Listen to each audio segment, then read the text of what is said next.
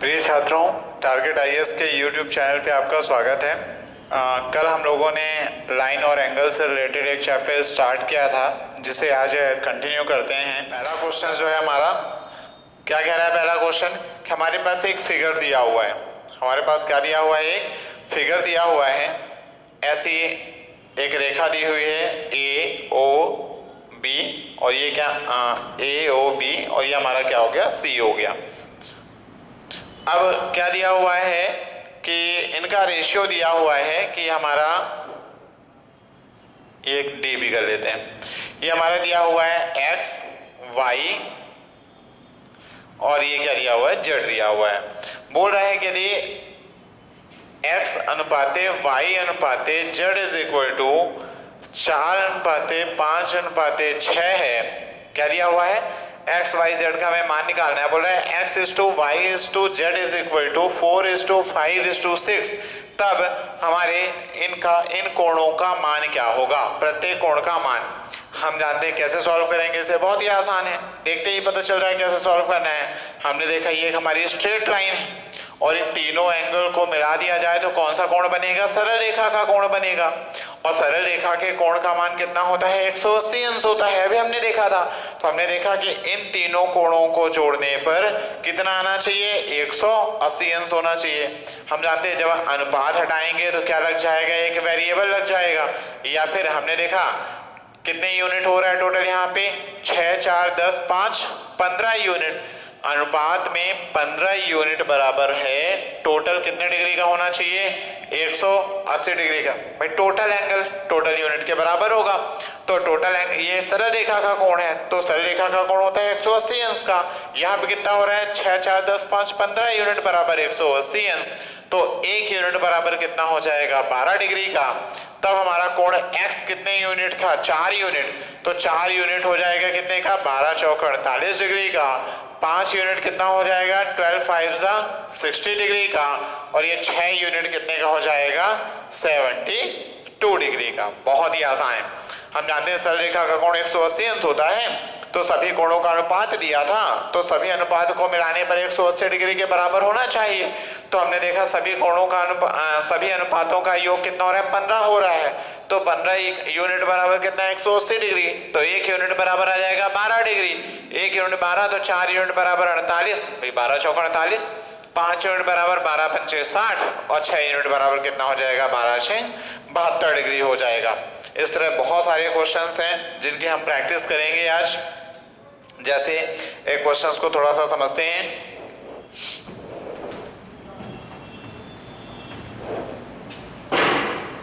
जैसे एक क्वेश्चन आपको इस तरह दिया हुआ है कि यदि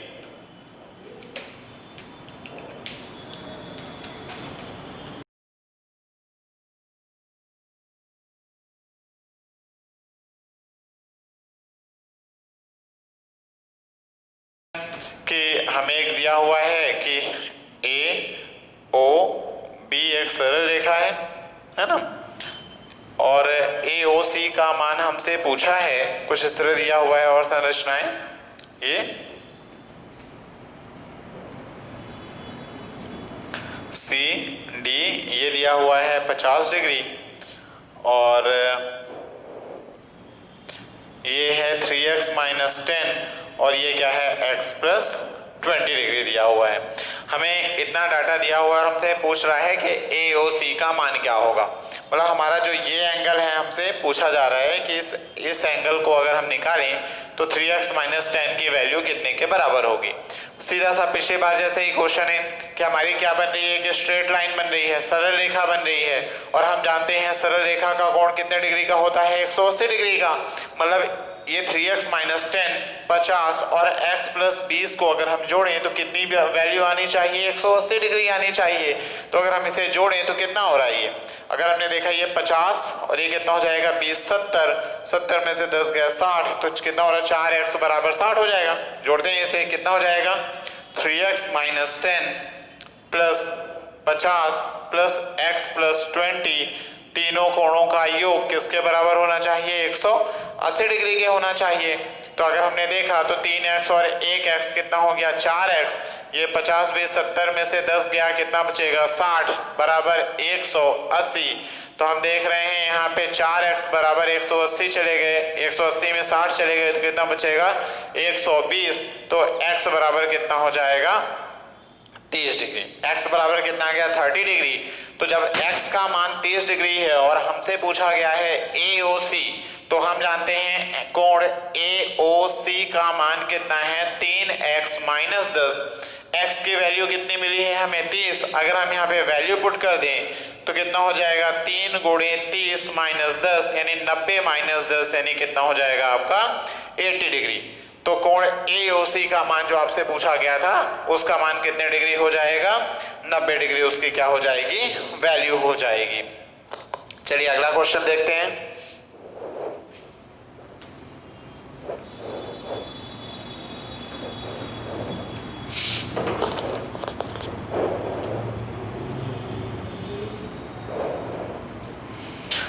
कुछ इस तरह की संरचना दी हुई है।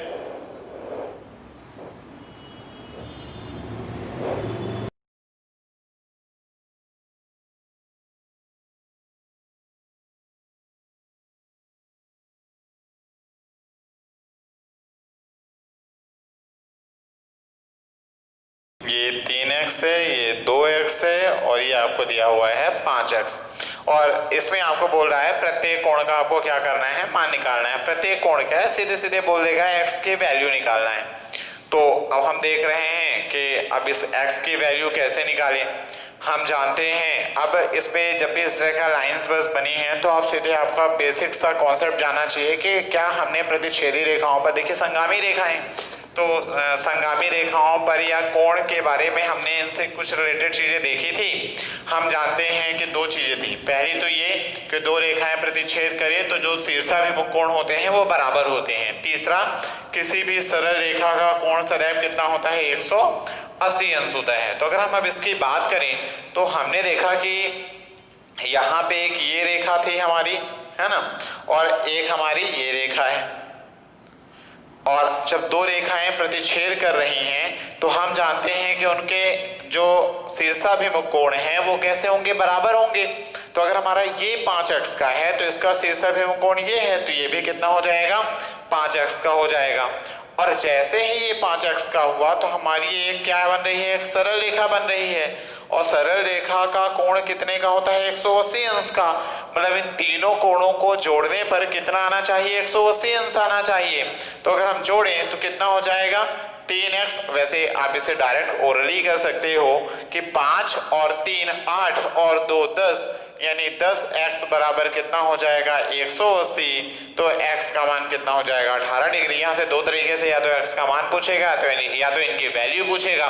वैल्यू की बात करें तो x बराबर 18 तो ये एंगल कितना हो जाएगा 18 3 54, ये कितना हो जाएगा 18 पंचे 90 और ये कितने का हो जाएगा 18 दूनी 36x का 36 डिग्री का। इतना समझ में आ रहा है। चलिए और कुछ देखते हैं। बहुत बेसिक से क्वेश्चंस है जिससे जो बच्चे पहली बार जुड़ रहे हैं क्लासेस से वो बहुत आसानी से इन चीजों को समझ पाए, है ना। तो आपको बोर नहीं होना है, इससे और भी बढ़िया बेहतरीन क्वेश्चंस हम आगे जाके इसमें सॉल्व करेंगे। बस आपको इनको समझते चलना है जिससे सभी बच्चे जो है उसको रिलेट कर पाए। चलिए अब कुछ समांतर रेखाओं पे बेस्ड जो है क्वेश्चन लेते हैं। जैसे अगला क्वेश्चन है हमारा क्या बोल रहा है कि एक स्वास्तिक बना हुआ है आपका। स्वास्तिक जैसा कि आप जानते हैं कि इस तरह का बनता है ना।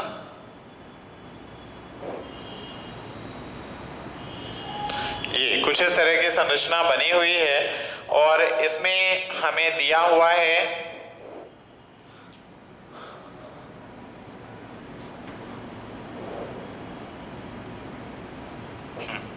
हमें क्या दिया हुआ है कि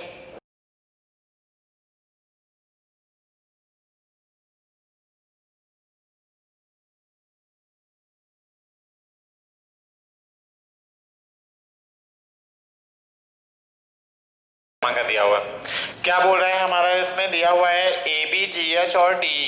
मतलब AB और आपका जो है GH और आपके DE क्या है समांतर है।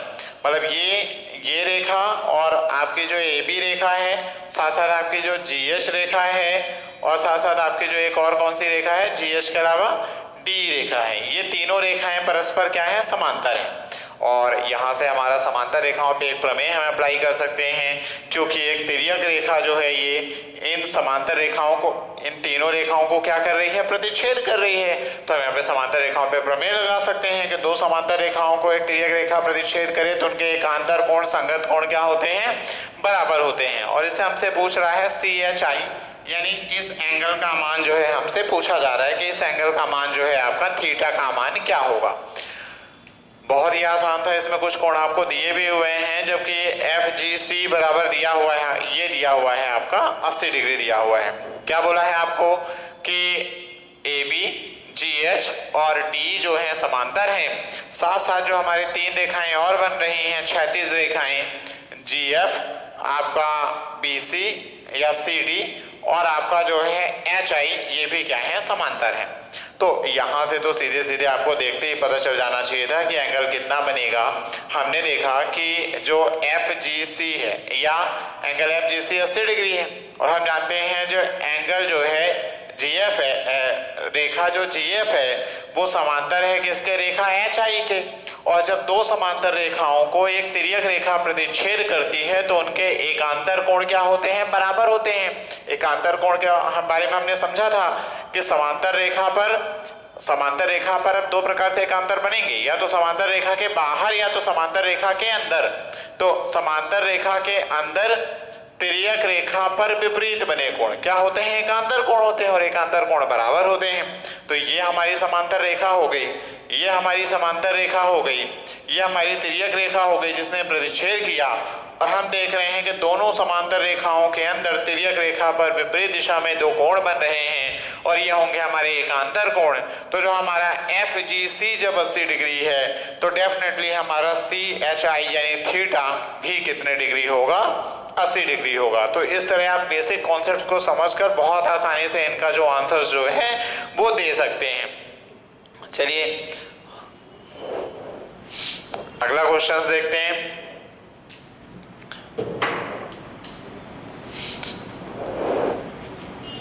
क्या बोला है अगले क्वेश्चंस में कि यदि PQ व BC समांतर है, क्या बोला जा रहा है, यदि PQ व BC समांतर हैं तो कुछ एक ट्राइंगल दिया हुआ है आपको। जैसे क्वेश्चंस को लिख देते हैं तो आप लोग बढ़िया से उसे सॉल्व कीजिएगा। क्वेश्चन क्या है हमारा, यदि PQ व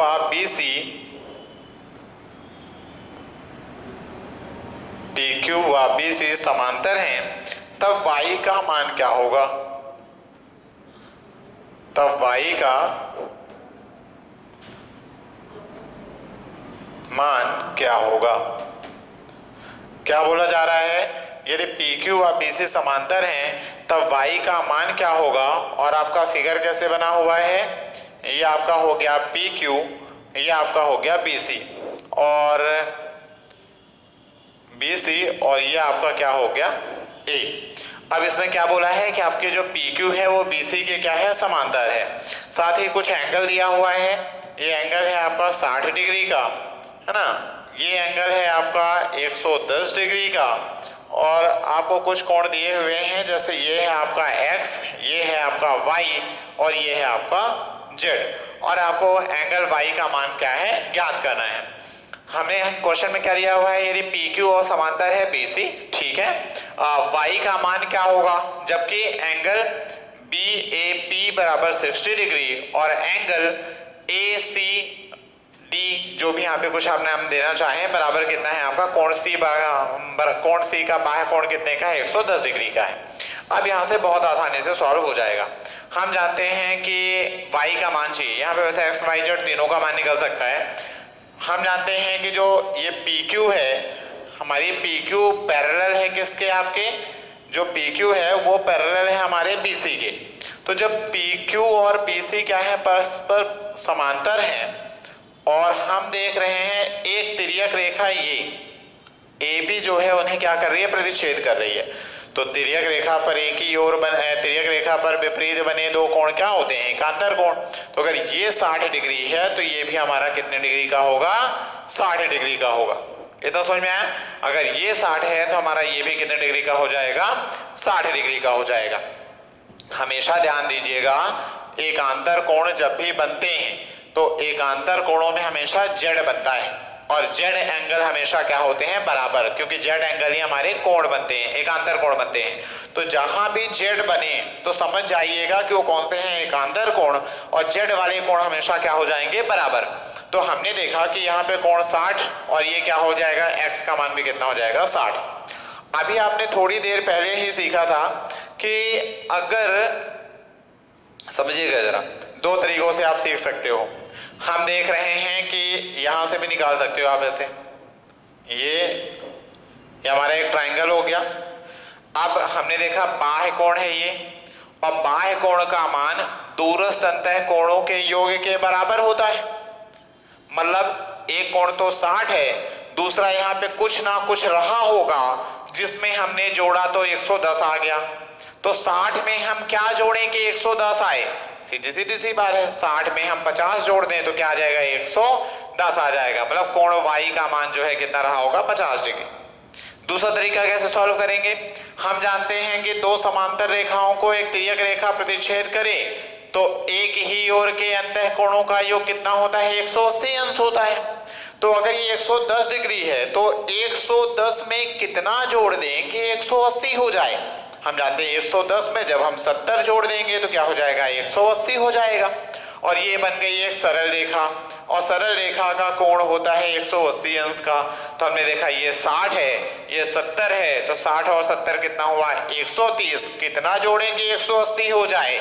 50 डिग्री। तो यहाँ पे बाई का मान कितना हो जाएगा? 50 डिग्री। बहुत ही आसान है। किसी भी क्वेश्चन को सॉल्व करने के कई तरीके हैं, जो तरीका आपके दिमाग में सबसे पहले क्लिक करे वो उसे आप सॉल्व कर सकते हैं। चाहे तो आप बहिष्कोण प्रमेय भी लगा सकते थे, चाहे आप समांतर रेखाओं पे बेस थ्योरम भी लगा सकते थे, क्योंकि हमें दिया हुआ है PQ और BC समांतर है। एक बार फिर समझते हैं, समांतर था, अगर ये 60 डिग्री है तो कंफर्म है ये भी 60 डिग्री, क्योंकि तिर्यक रेखा प्रतिच्छेद कर रही है और ये हो जाएंगे हमारे एकांतर कोण।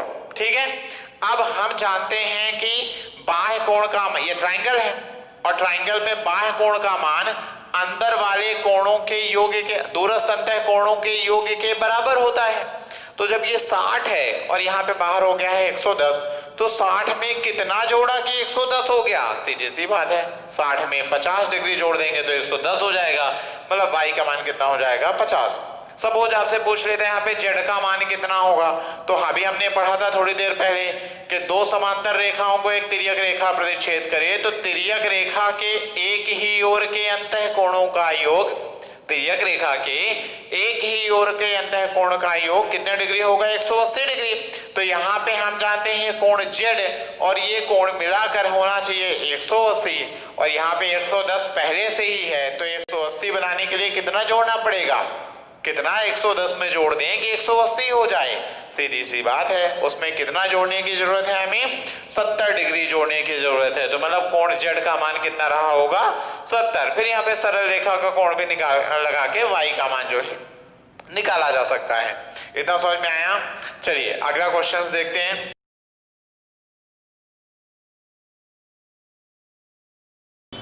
क्या बोल रहा है? यदि AB समांतर CD तथा कोण PEB बराबर 80 डिग्री व कोण QHD बराबर 120 डिग्री, कोण QHD बराबर 120 डिग्री, तब x का मान क्या होगा? x का मान क्या होगा यदि AB समांतर है CD के?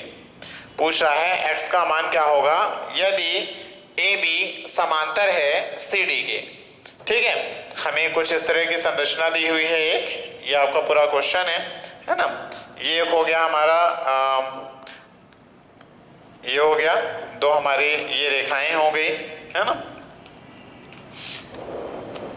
ये A B C D, P हो गया, ये क्यू हो गया, ये आर, और ये हो गया ई एफ जी, और ये हो गया हमारा ये, है ना। हमसे क्या पूछ रहा है, क्यू एच डी, ये इस कोण के बारे में हमसे पूछा जा रहा है।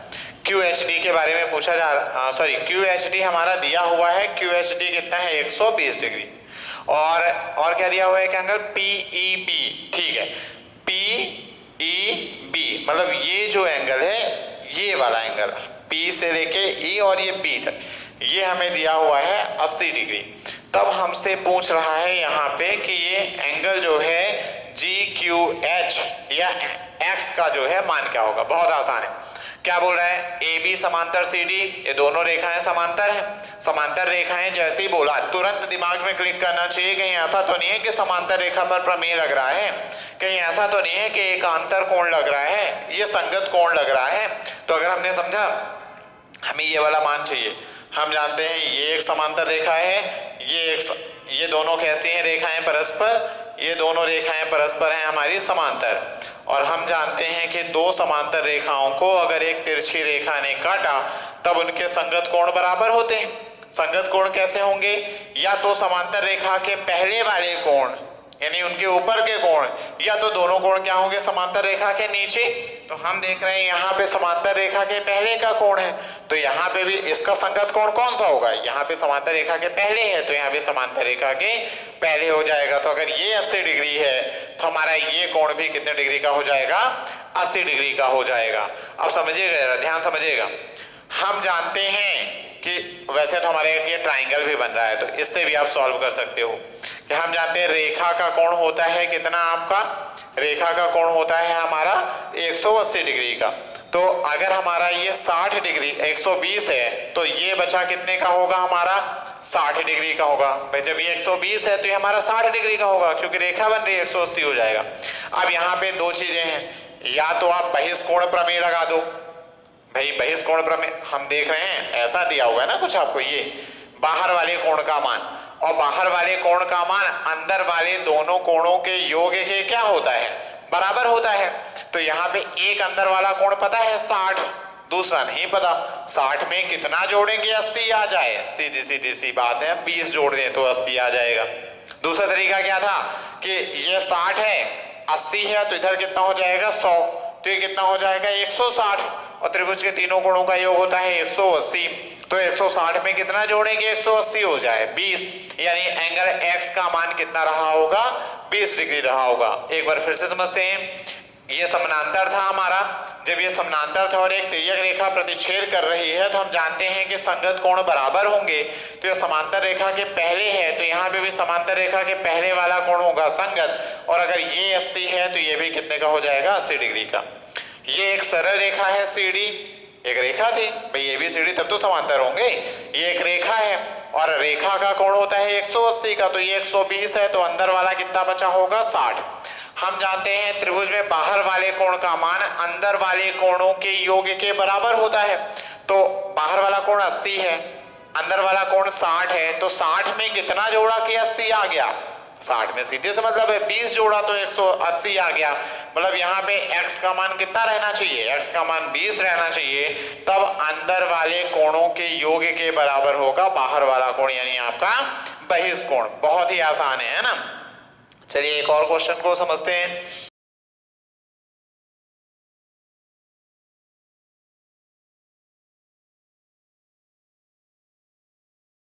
यदि AB समांतर है CD तथा XYZ एक त्रिभुज है, XYZ एक त्रिभुज है, तब कोण YXZ बराबर क्या होगा, तब कोण YXZ बराबर क्या होगा। क्या बोला गया है कि